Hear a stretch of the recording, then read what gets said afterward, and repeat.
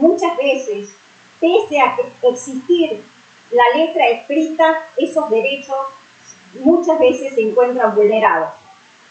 Se encuentran vulnerados por una multiplicidad de causas, causas sociales, causas familiares, subjetividades. A lo largo de esta jornada se hizo referencia a varios derechos y cada uno de los derechos de los que hablamos están íntimamente relacionados. Ninguno es independiente del otro.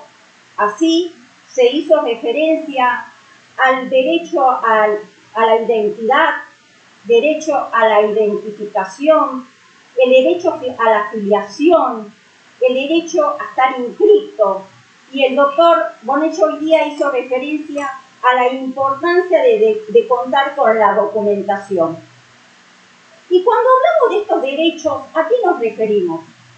Nada más y nada menos que a derechos humanos. Estos derechos humanos que son personalísimos, me pertenecen a mí, y al pertenecerme a mí, no lo puedo transferir y tampoco lo puedo renunciar. ¿Qué significa esto? Que al estar comprometido el orden público, es necesario que estos derechos sean respetados en nuestro ordenamiento interno, en nuestra legislación nacional. Y hablando de legislación nacional, no podemos dejar de mencionar la Ley 26.061, que es la Ley de Protección Integral de Derechos de Niñas y Adolescentes.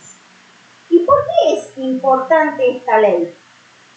Esta ley nacional es importante porque toda vez viene de alguna manera a reglamentar lo que ya dice la Convención sobre los Derechos del Niño. Y en pocos artículos enumera los distintos derechos que un niño, niña o adolescente no puede ser privado. Uno de esos artículos hace referencia justamente al derecho a la identidad. Se habló acá desde el punto de vista filosófico, se habló acá desde el punto de vista jurídico y cómo nace este derecho a la identidad. El artículo 12 de la Ley 26.061 específicamente dice: los niños, niñas y adolescentes tienen derecho a un nombre, a una nacionalidad, pero algo muy importante que es la posibilidad, el derecho de relacionarse en el marco de su familia. Ese relacionarse en el marco de su familia es un derecho que debe estar garantizado, debe ser respetado, y el derecho a la identidad tiene conexión con ese derecho a las relaciones familiares. Pero sabemos que no todas las relaciones familiares son pacíficas. Lamentablemente, en las familias existen conflictos. Algunos conflictos más importantes, otros conflictos menos importantes. Cuando hablamos de cuestiones patrimoniales, no está en peligro la vida de una persona, ni la identidad de una persona. Pero cuando hablamos de conflicto porque papá o mamá no me reconoce como hijo, o yo no conozco quiénes son mis progenitores, estamos hablando ya de una cuestión de la relación vincular que puede o no existir respecto a ese niño, niña o adolescente con las personas que lo han gestado. En este encuentro estamos hablando del binomio madre e hija, binomio madre e hijo. Pero en las leyes, ¿en dónde queda el progenitor? ¿En dónde está la otra parte que contribuyó para el nacimiento de esa hija o ese hijo?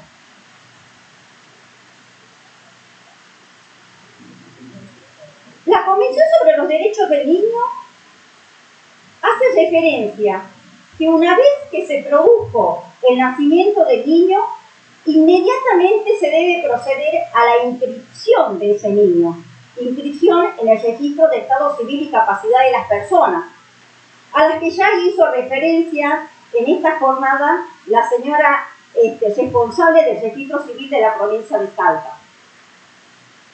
El artículo 583 del Código Civil y Comercial nos indica que cuando un niño, una niña, únicamente cuente con la filiación materna, es obligación del registro de estado civil y de la capacidad de las personas llevar a cabo las diligencias positivas y eficaces a fin de lograr la identificación del papá, del progenitor, del papá de ese niño o de esa niña.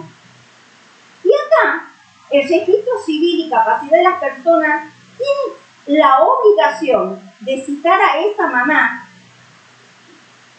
para que brinde los datos de ese papá, a los fines de lograr la doble filiación. El reconocimiento materno ya lo tiene, es necesario el reconocimiento paterno. Cuando el registro civil, pese a las acciones positivas llevadas a cabo, no logra administrativamente en el marco de su competencia el reconocimiento paterno, necesariamente debe remitir esa acta de nacimiento al Ministerio Público Tutelar. Deben remitir a las asesorías de incapaces. ¿Y por qué a la asesoría de incapaces?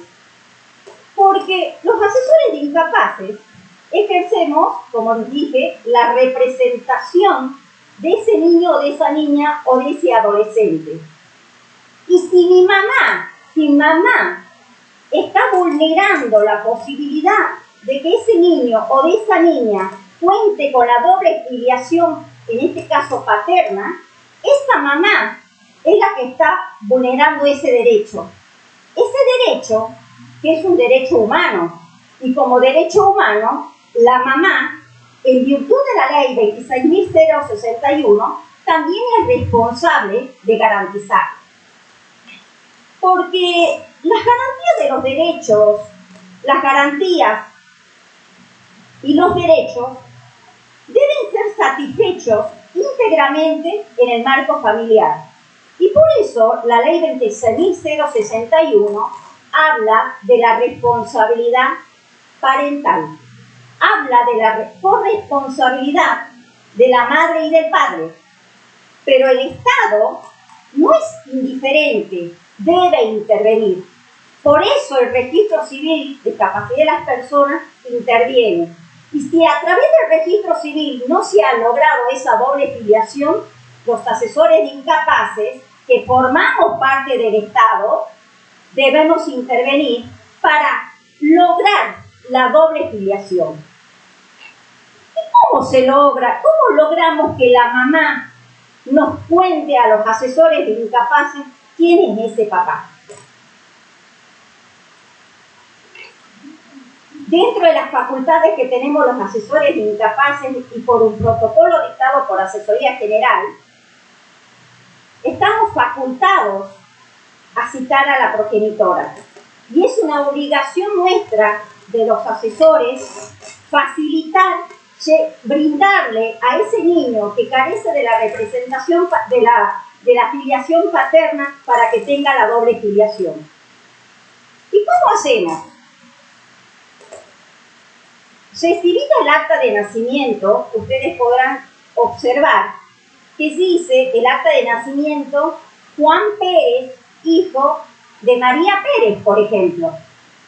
Y en las actas de nacimiento, además de dar los datos identificatorios del niño, también están los datos identificatorios de la mamá, documento nacional de identidad, y también la mamá, cuando procedió a la inscripción de nacimiento de su hijo, denunció su domicilio real, en donde la mamá vive.